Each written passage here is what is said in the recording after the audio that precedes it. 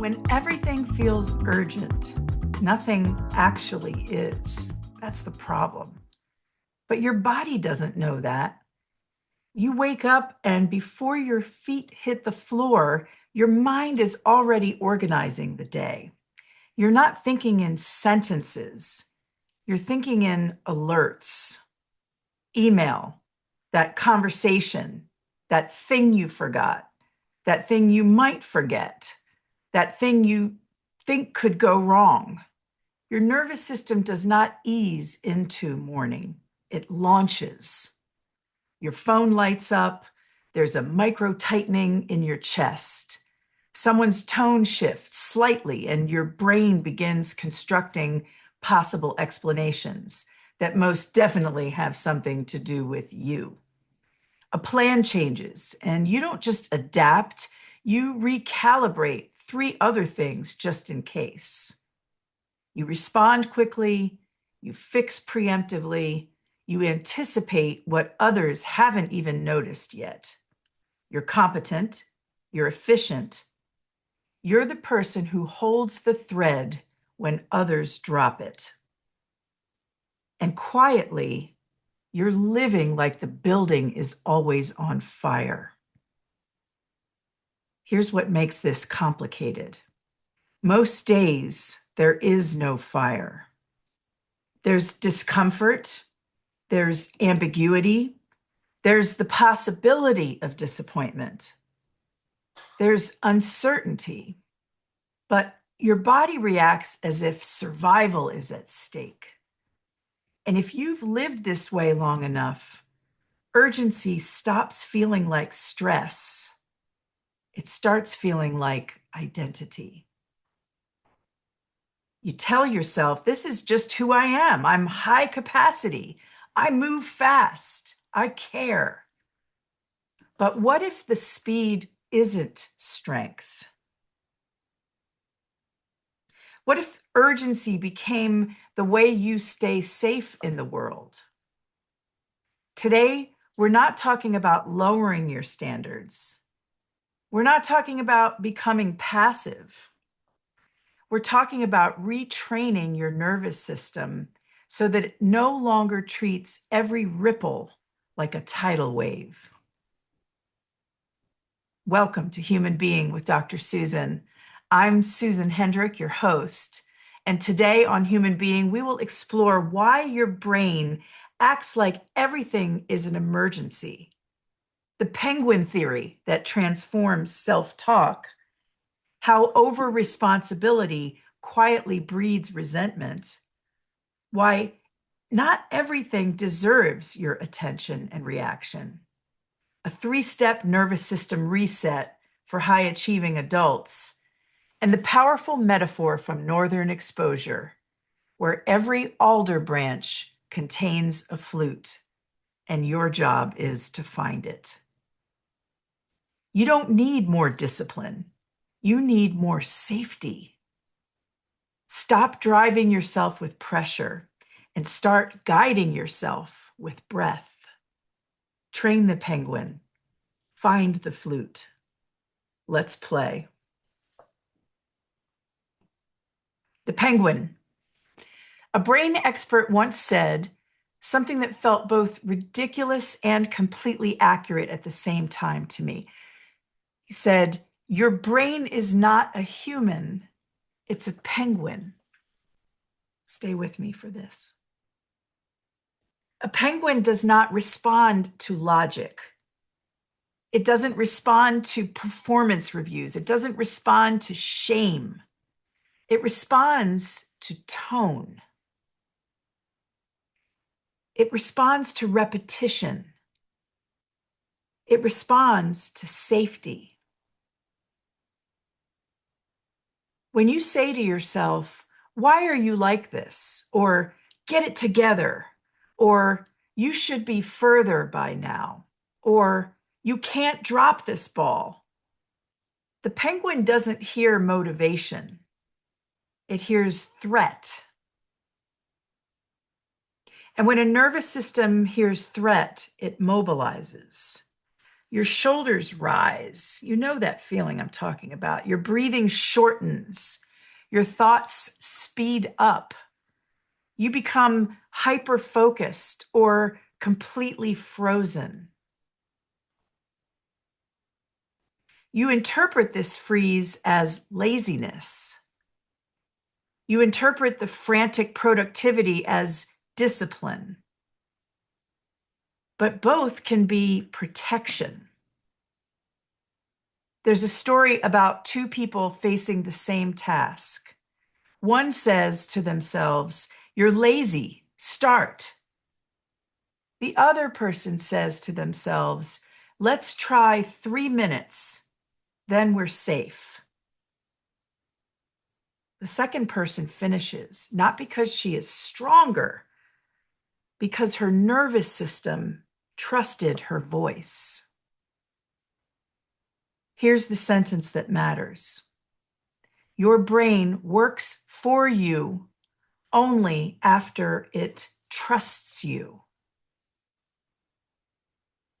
If your internal dialogue sounds like prosecution, your nervous system will spend the day defending itself. And you cannot create peace while you're internally under attack. You don't yell at a penguin to swim faster. You guide it into the water. How urgency became safety. Urgency is seductive. It feels productive. It looks responsible. It wins praise, urgency. But for many high-functioning adults, especially women, urgency started as self-protection. If I move fast, I won't be criticized. If I anticipate, I won't be surprised. If I handle it, I won't be blamed. If I carry more, I won't be replaced.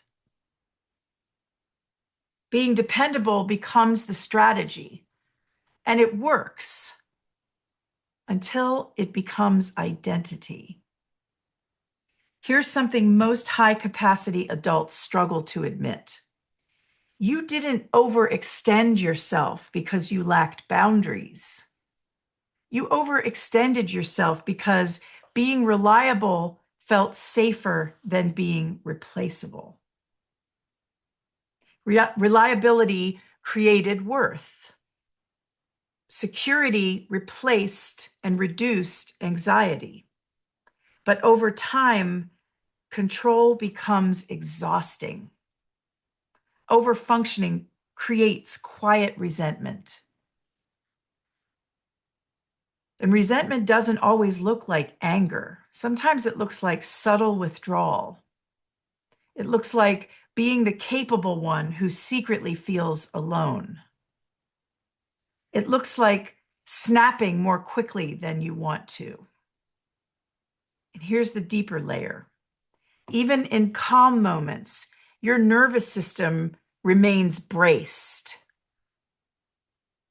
Here's what it looks like. On vacation, you check your phone just in case. During silence, your mind starts filling it. When someone else struggles, you instinctively step in. Your body doesn't trust stillness. Stillness feels like vulnerability. So you stop moving and then keep moving when you feel that twinge of insecurity. But a life lived in constant readiness is not a life lived in peace. It's a life lived in survival. What if you could do more than just survive? Let's talk about the cost of constant reaction. There's a moment in adulthood when you realize something uncomfortable. Not everything deserves your reaction. Not every comment requires your defense. Not every mistake requires explanation. And not every discomfort requires resolution. Some days, the strongest move is no move at all. I'm not talking about bed rotting. We confuse reaction with strength, but reaction is reflex. Strength is choice. Watch the calmest person in a tense room. They breathe differently. They don't rush to fill silence. They allow discomfort to exist without scrambling to fix it. That is not passivity. That is regulation. Regulation stabilizes rooms. Regulation stabilizes families. Regulation stabilizes teams. But most importantly, regulation stabilizes you. If you're always reacting, your nervous system never learns that you are safe. If you never feel safe, you never experience ease. And without ease, you never discover your own rhythm. And without rhythm, there is no music.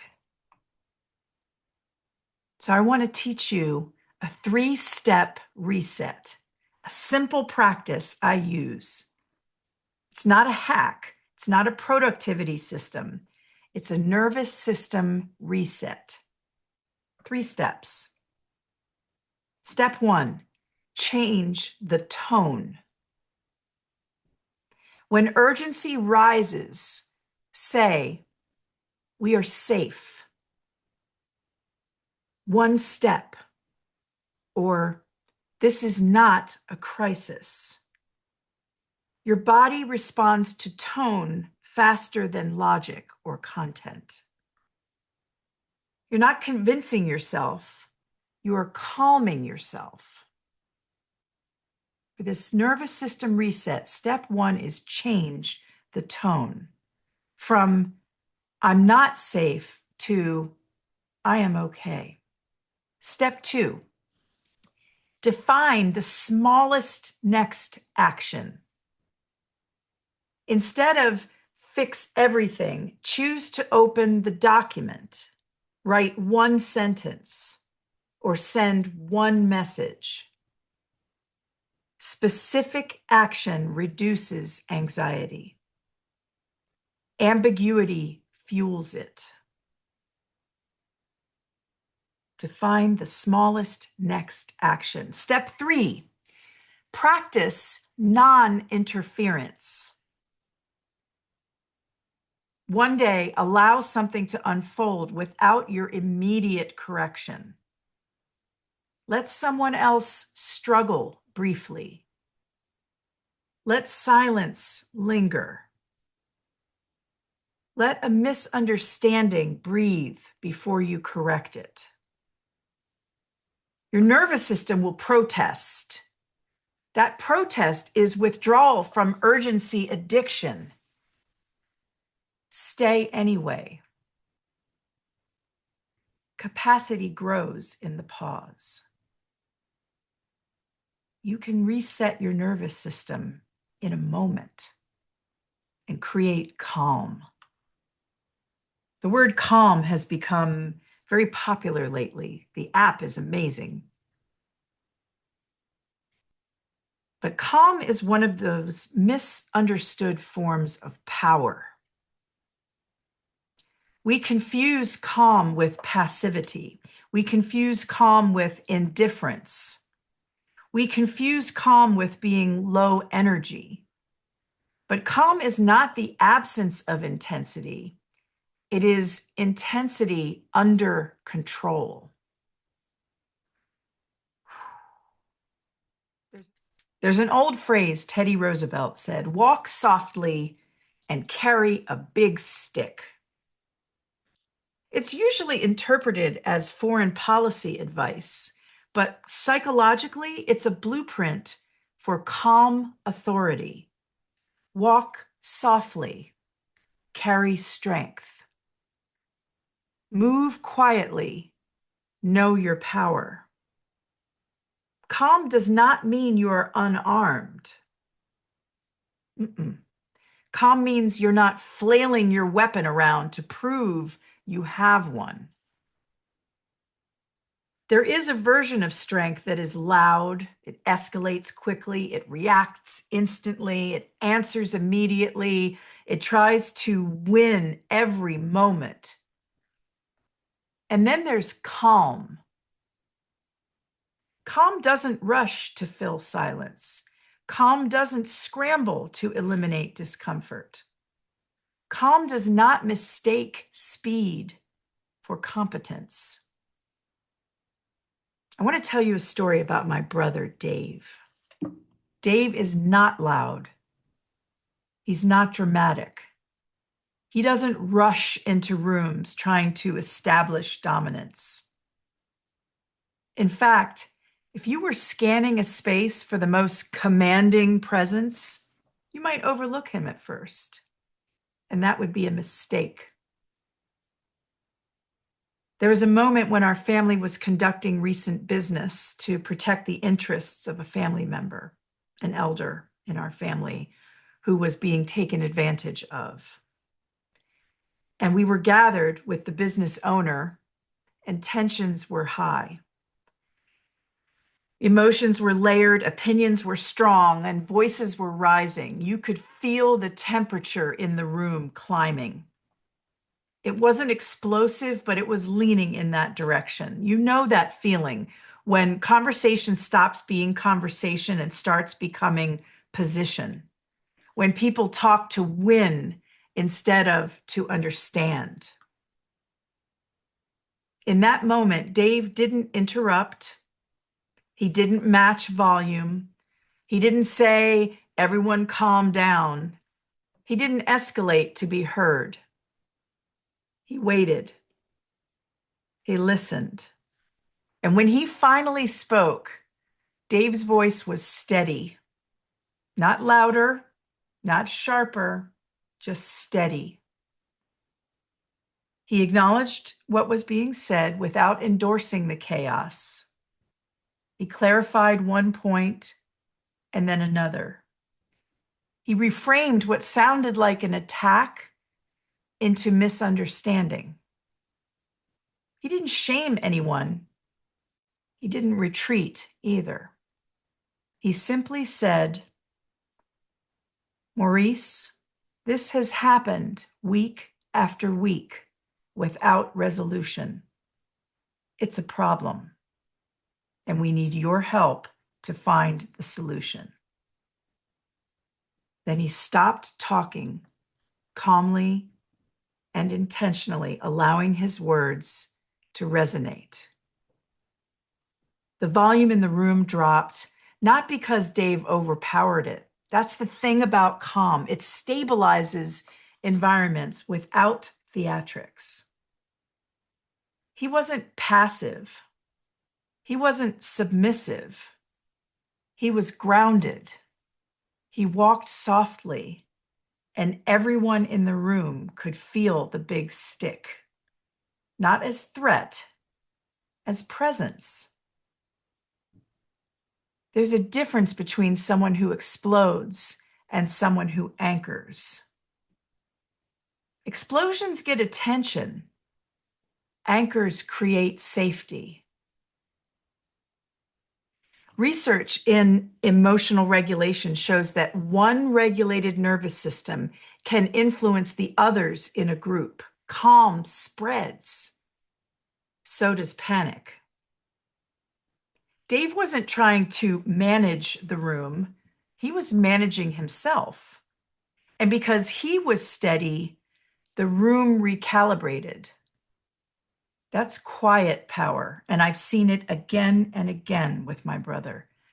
In situations where someone else is escalating, he slows down. Where someone would defend reflexively, he asks a clarifying question. Where someone would say, why I oughta, Dave breathes.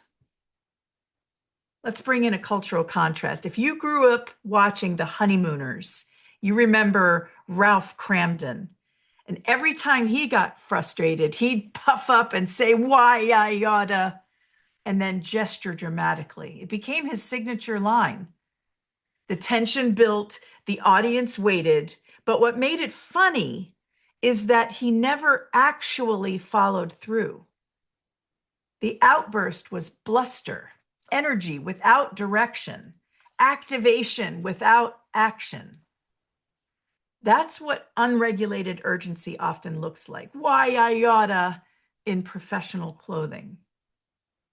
Why I oughta fire off this email. Why I oughta correct them right now. Why I oughta escalate this. The nervous system surges, the body tightens, the volume rises.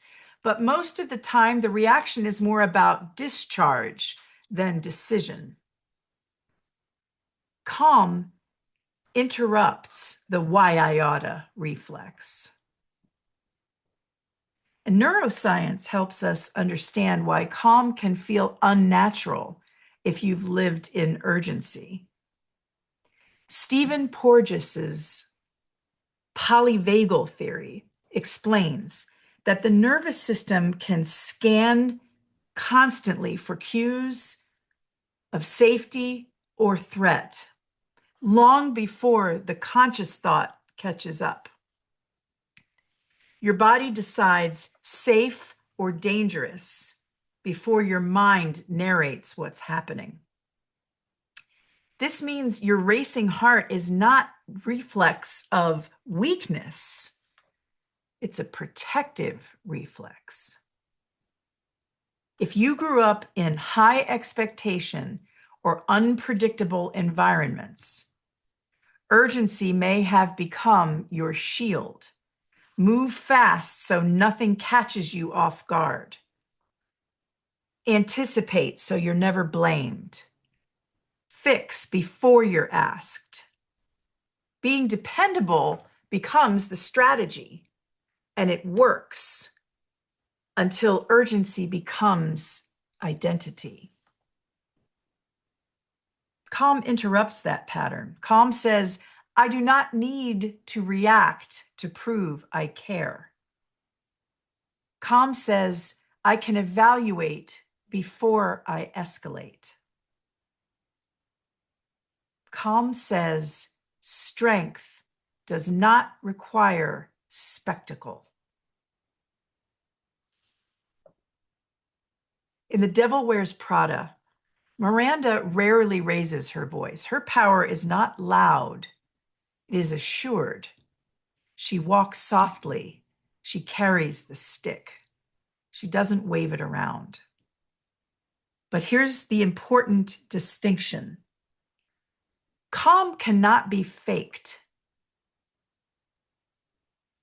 Your nervous system knows the difference between suppression and regulation. Suppression is clenching your jaw and smiling anyway. Regulation is softening your breath and choosing response. Research from James Gross on emotion regulation shows that suppression increases stress. Regulation decreases it. When you pause before reacting, you're not disengaging. You're activating higher order control instead of reflexive survival circuitry. Stress appraisal research shows that how you interpret an event determines your physiological response. Threat spikes, challenge steadies. The same email can feel like an attack or information, depending on the story you tell. That's why calm requires clarity. There's also strong research on breath.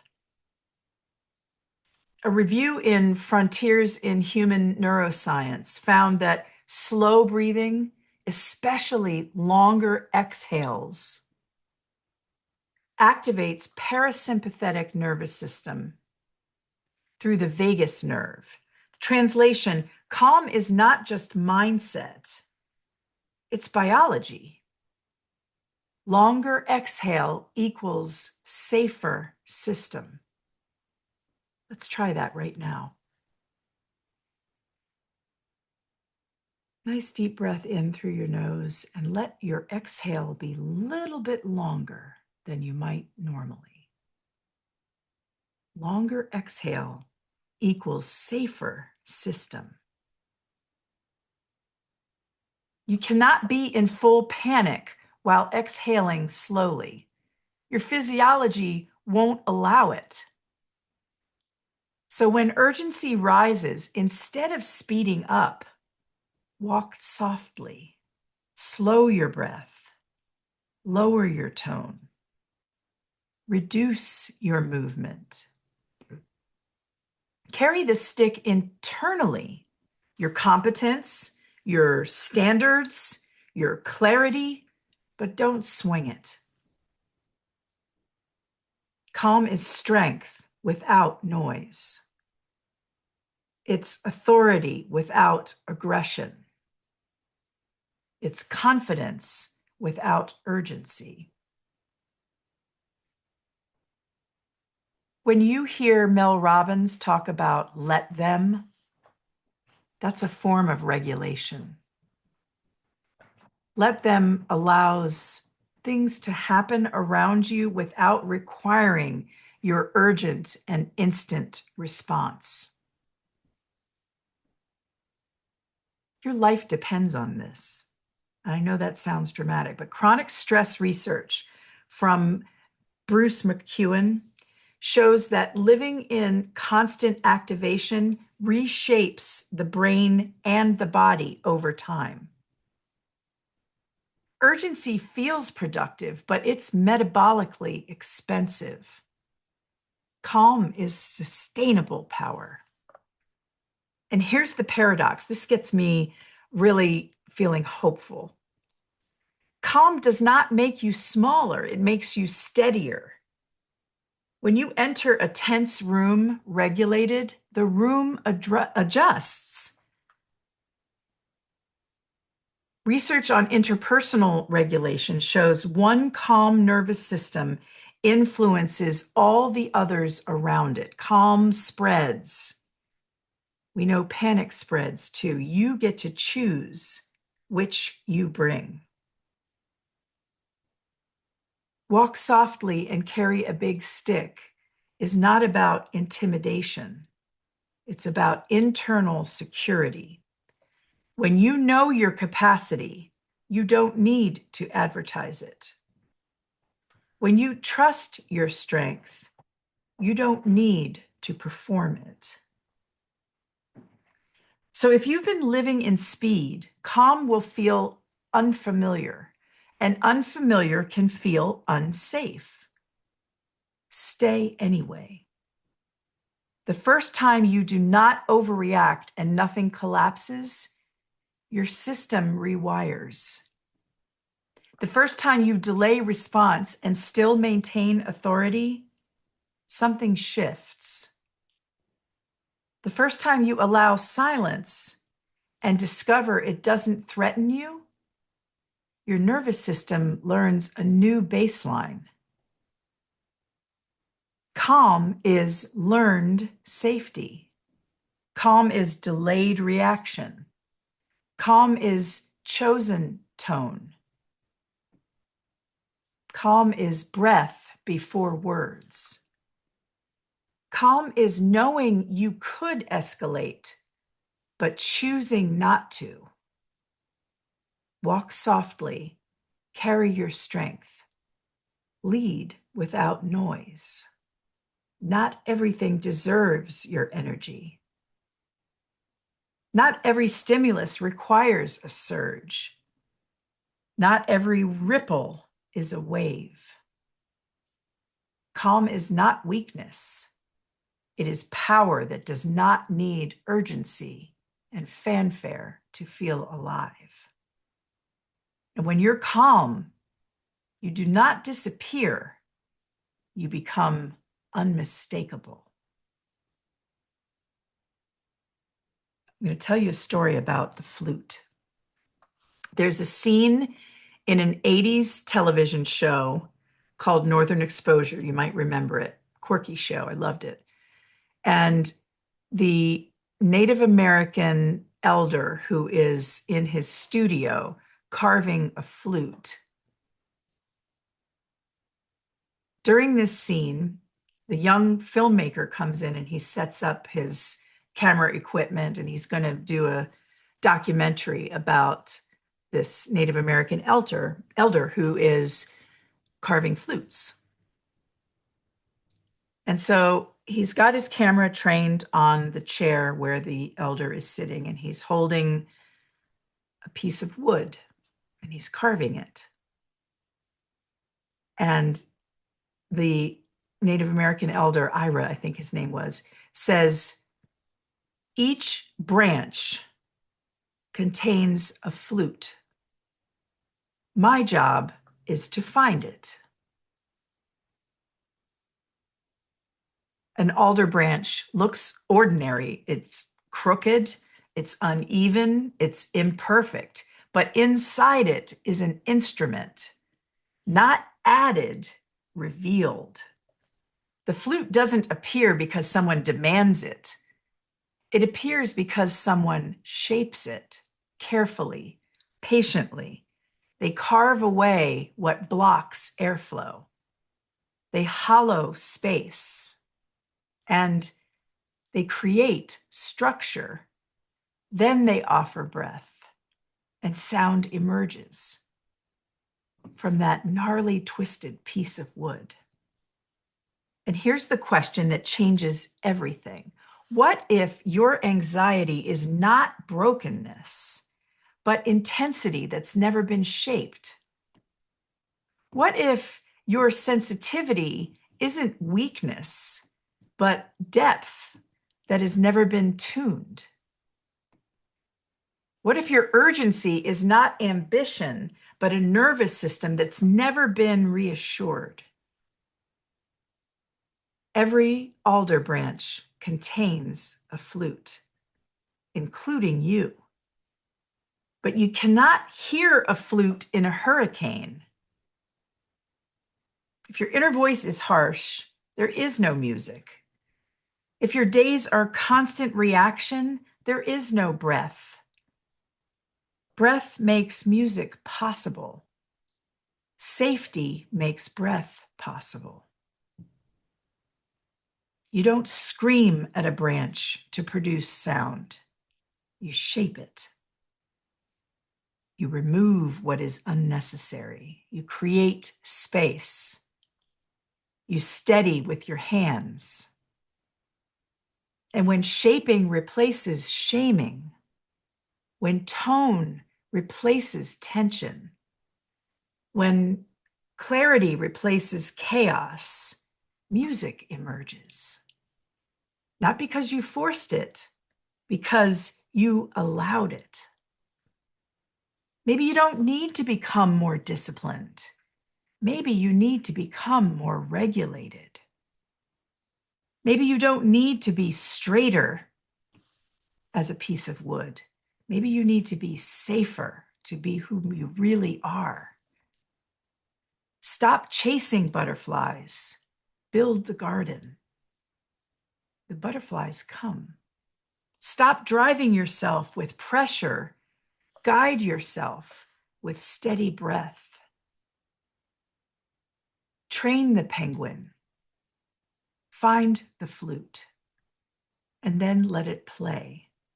Because peace is not the absence of responsibility, it's the presence of internal safety.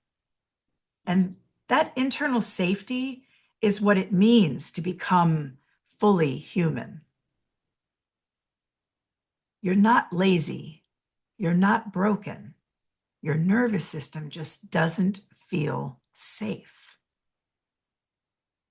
If you're successful but stuck in urgency mode, if you rest and feel guilty, If you overfunction because being reliable feels unsafe, being super reliable feels safer, this episode could change your life. And I'm sounding dramatic, but when I learned that regulation is the key, you don't have to do more. You don't have to run faster. You don't have to be stronger. Try harder. In fact, you might need to be less in order to be more. What a cool concept that is, that you could be less and end up being more. You could talk more softly and have more impact. Because why I oughta doesn't get you anywhere if all you're doing is activating yourself and not acting yourself. That's why human being is all about a space for exploring what it means to live awake, to lead with heart, and find that still point between being and becoming. Calm says, I can feel activation without becoming it. I love that notion. Calm is learned safety, strength without noise, clarity without speed, authority without aggression. Not dramatic, but deliberate. So today, notice where you are reacting reflexively. Notice where your breath shortens. Notice where the story escalates beyond the facts. And choose one moment to practice calm. One longer exhale. One delayed response. One sentence less. You don't need to be the loudest to be the strongest presence. Calm is not weakness, it's stability. And when you're calm, you don't disappear, you become undeniable. Undeniable. So, cognitive reappraisal versus suppression. What is she talking about? Cognitive reappraisal versus suppressing. Studies show that reappraisal, changing how you think about something, works better than suppressing your emotion. Think about a pressure cooker. What happens if it isn't tightly bound and wound? It explodes. Use your brain to reappraise instead of tamping down your feelings, your needs, your voice, your presence, your oxygen. Because holding that breath too long builds up pressure inside of you that will require escape. If you're deliberate about breathing in and breathing out, you're in control. It's a good place to be. Calm isn't a lack of passion. It's a channeling of truth. So today was all about regulation and finding that way to be yourself without losing control of yourself. Where could you use this tool of regulating? Can you think of a time in your own life where you might have lost it a little bit, maybe given up on a conversation and allowed it to become an argument too quickly, where you've gotten activated in a meeting because somebody said something and you made up a story for yourself that they meant to put you down? How could this tool of regulating self come in handy in heated family situations, frustrating interactions with a loved one, embarrassing or stressful moments in the workplace. When you're driving down the road, somebody cuts you off, your body is going to activate itself as a form of protection.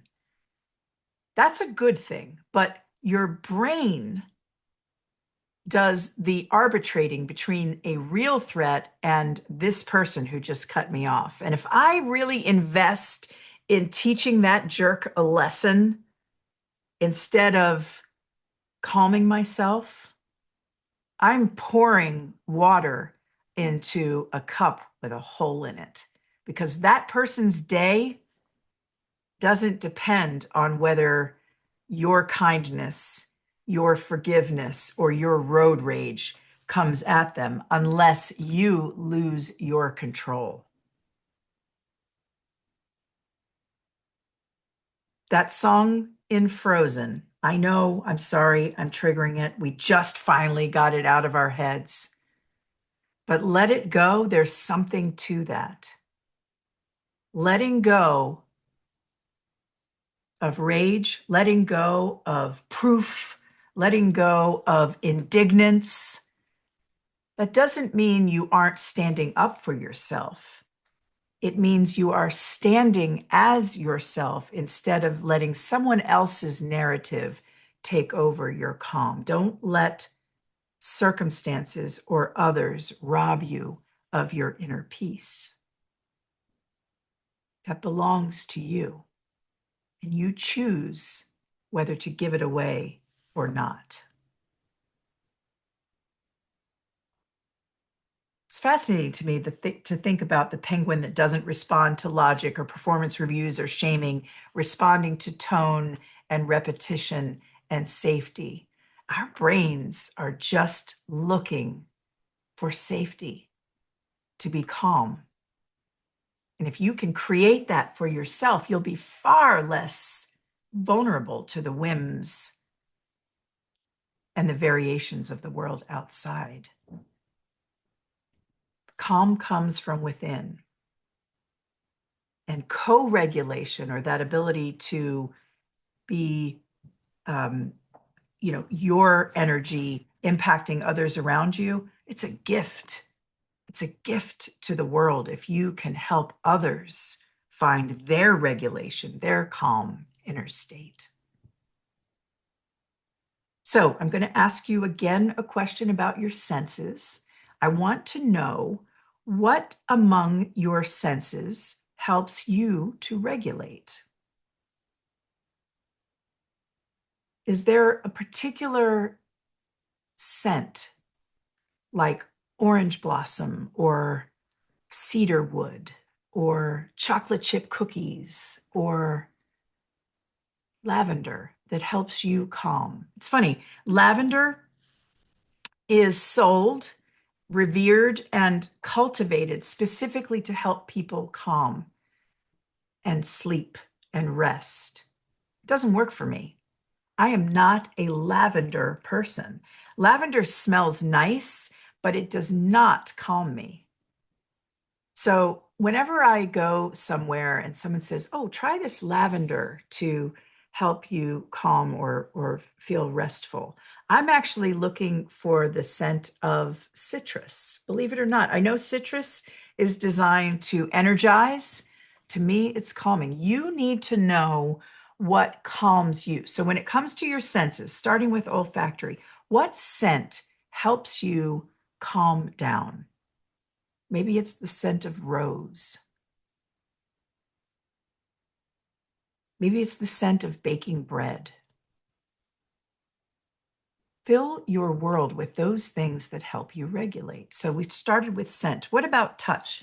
I have these little stickers that a colleague gave to me that are textured.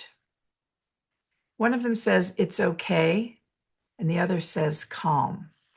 And I keep these by my desk, and I have one on the back of my phone. I even have one in my car next to my steering wheel.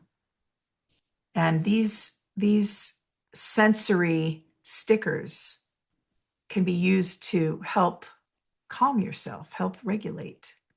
You might have heard about tapping. Tapping.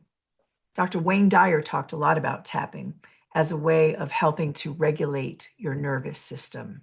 You can even purchase tappers that will go across right and left intermittently. And what that does is it helps to calm your nervous system. It helps to regulate. I thank Denise for that. What else calms you when it comes to touch? Maybe it's petting your cat. Maybe it's sitting next to a loved one. Maybe it's holding a stuffed animal like Punch, the monkey. This week in the news, I'm sure you've heard by now about sweet little Punch. He's a monkey at a zoo in Japan, and he was rejected by his mother when he was born. And so the zookeepers gave him a stuffed animal to help soothe and comfort him. That's based on a very old research study about the importance of softness and maternal comforting, paternal comforting as well. But they gave little Punch this stuffed animal, and he would carry it all around the zoo because he didn't have anyone to love him. And the world celebrated when a monkey from another tribe embraced him. The softness of connection and love. In fact, you can even self-soothe by hugging yourself with your arms and gently giving yourself a squeeze and a softness. I know that sounds so woo-woo, but the research shows that it works. I don't care what works for you. Find it. Is there a sound that helps you soothe? A lot of people will use classical music, soft sounds. For me, it's Metallica. I calm down when I hear my music. Find what works for you. Is there a taste that helps you regulate, like tea?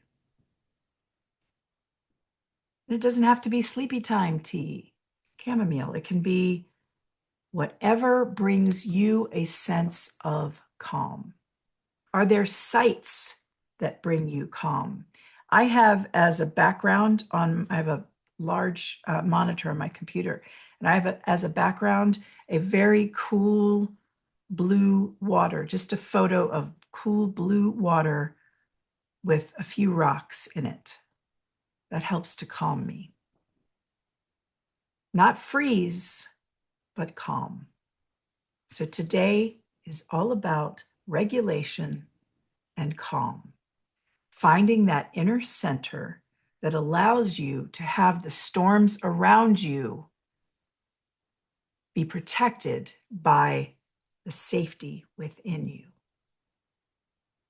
I'm grateful that you joined me today, and I'm giving you time back because I wanted to give you a piece of homework. Go find a space, a place, a person, a scent, or a sound that helps you regulate, and incorporate that into your daily routine, or have it on hand for times that are stressful. You prepare for that in advance. You fortify your hardiness for the storm. I'm Dr. Susan, and this has been Human Being with Dr. Susan.